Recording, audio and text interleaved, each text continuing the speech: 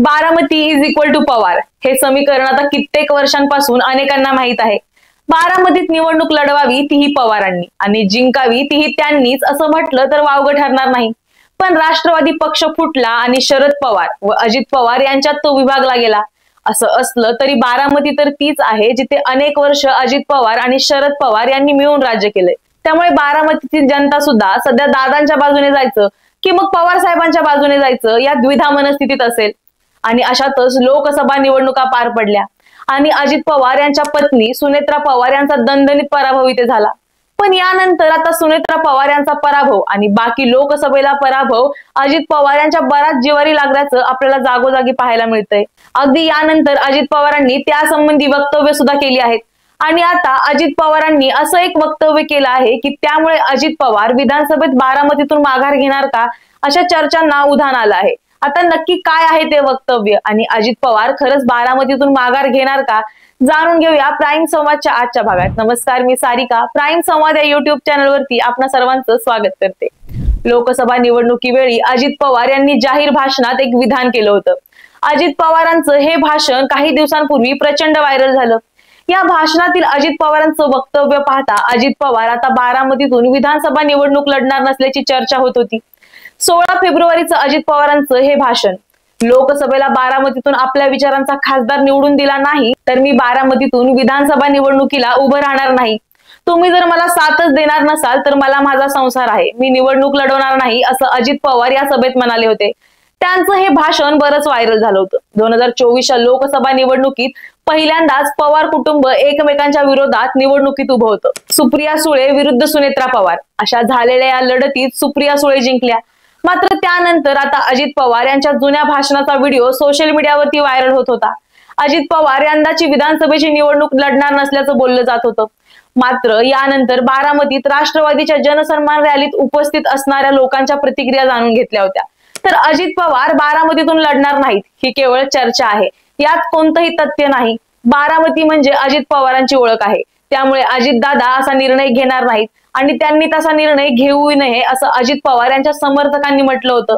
आता जेव्हा अजित पवार यांनी असं वक्तव्य केलं होतं त्यानंतर अजित पवार निवडणूक लढवणार नाहीत अशा बातम्यांना जोर आलेला आणि त्यानंतर सुद्धा बारामतीमधून निवडणूक लढवण्यात रस नाही असं वक्तव्य करून अजित पवार यांनी मध्यंतरी राजकीय वर्तुळात खळबळ माजवून दिली।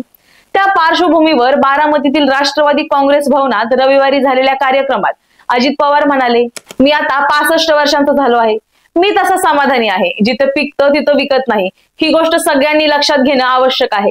मी सोडून बारामतीला दुसरा कोणीतरी आमदार मिळायला हवा, काम करूनही अशी गंमत होणार असेल तर झाकली मूठ 1.25 लाखांची असेल असंच म्हणावं लागेल।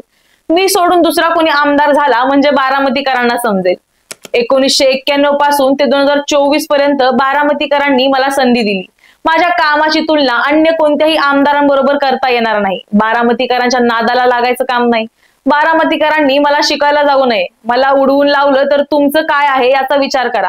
मला अनेक कामं करायची आहेत, मी पण माणूस आहे। मी जिथे दुसऱ्याला खासदार आमदार करतो तिथं जर अशी परिस्थिती निर्माण होणार असेल तर झाकली मूठ 1.25 लाखाची राहिलेली बरं असं मला वाटतं, असं अजितदादा म्हणाले। त्याचबरोबर मी 5 वेळा राज्याचा उपमुख्यमंत्री झालो, शरद पवार 4 वेळा मुख्यमंत्री झाले। शरद पवार मुख्यमंत्री असताना त्यांनी विविध मंत्रीपद सांभाळली, मात्र त्यांनी कधीही अर्थ खातं स्वतःकडे ठेवलं नाही। मी माझ्याकडे अर्थ खातं घेतलं, त्या माध्यमातून मी मतदारसंघात निधी कसा आणता येईल याचा बारकाईने विचार केला। काही दिवसांपूर्वी माझ्या अर्थ खात्याबद्दल कोणीतरी टिप्पणी केली, त्यांना काय बोलायचंय ते बोलू द्या, तुम्ही त्यांच्याकडे लक्ष देऊ नका अशा शब्दात त्यांनी बारामतीच्या खासदार सुप्रिया सुळे यांच्यावर टीका सुद्धा केली। यासोबतच पवार म्हणाले, बारामती मतदारसंघात मला अजूनही भरपूर कामं करायची आहेत, मी कामं करायची की नाही हे तुमच्या हातात आहे। मीही एक माणूस आहे, इतकं सगळं करूनही मला हे बघावं लागत असेल तर मी निवडणुकीला उभा न राहिलेलाच बरा। आता बारामतीतील एका सभेत अजित पवार तुम्हाला दुसऱ्या आमदाराची गरज आहे असं म्हणाले आणि त्या एका सभेने बारामतीत शांतता पसरली। अनेक कार्यकर्ते आम्हाला तुम्हीच आमदार हवे आहात अशी विनंती करू लागले। एका कार्यकर्त्याने यानंतर दादाला निनावी पत्र देखील लिहिलं आणि आम्ही तुमच्या सोबत आहोत असं सांगितलं।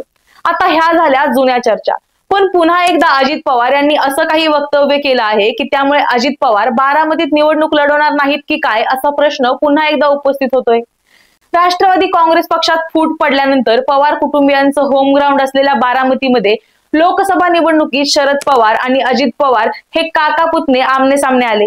अजित पवार गटाकडून सुनेत्रा पवार आणि शरद पवार गटाकडून सुप्रिया सुळे यांच्यामध्ये झालेल्या त्या लढतीत सुप्रिया सुळे यांनी सुनेत्रा पवार यांचा दारुण पराभव केला। यानंतर आता विधानसभा निवडणुकीत बारामतीकर काय कौल देणार याबाबत सर्वांनाच उत्सुकता लागली आहे। मात्र विधानसभा निवडणुकीत अजित पवार हे बारामतीतून लढणार नसल्याची चर्चा काही दिवसांपासून सुरू आहे।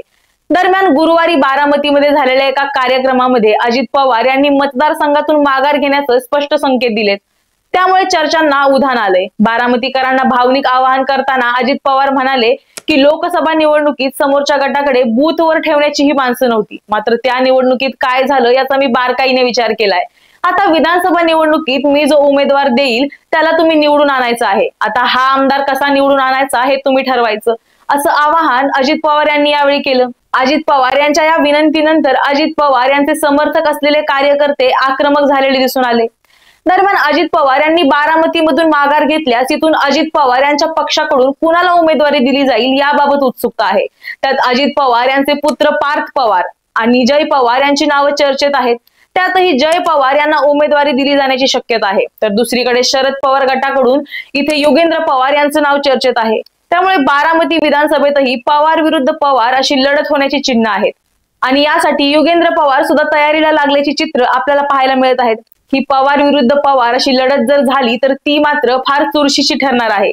तुम्हाला काय वाटतं? अजित पवार यांच्या यंदाच्या विधानसभेतून माघार घेण्याचं नक्की कारण काय? लोकसभेतील पराभव की मग मतदारांवरचा उडलेला विश्वास?